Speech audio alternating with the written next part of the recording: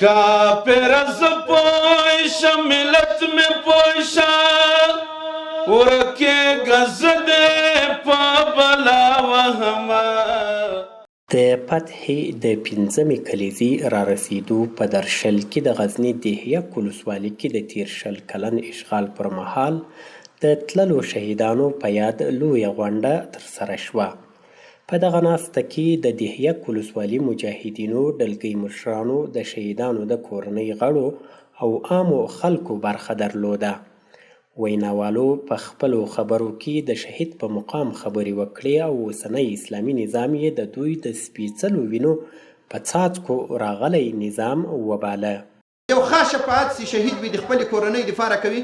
پیغمبر علیه السلام وایي چې 80 کسان داسې کسان چې هغه به د جهنم مستحق وي، الله پاک به د شهید په واسطه باندې خلاصوي له جهنمه او جنت ته به یې بیایي. زموږ په تیر وخت کې چې کوم مجاهدین تللي دي د الله جل جلاله فیصله ده، د الله هدایت دي. من المؤمنین رجال صدقوا ما عاهدوا الله علیه.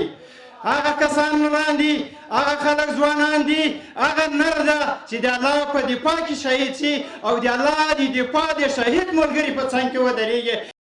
شاعرانو په انتخاب کړیو شعري زمزمو کې د شهیدانو یاد تازه کړ او له مسؤلینو یې وغوښتل چې د تللو شهیدانو په پله قدم کیږدي او د دوی ارمانونه خاورې نه کړي. شاهد په خوب کې دا ګیله کړه چې په مزار مې لږ وقفه کړه. شهید په خوب کې دا ګیله کړه چې په مزار مې لږ وقفه کړه. خیر دی کګار امپور موټر در پسې دی دلته مې د وفرګې ټوټې دی. ورسره نیمه کړی د خپل خولې مړی ملګرو چې په سرونو یې ساتله ازادۍ ملګرو چې په سرونو یې ساتله ازادۍ ملګرو.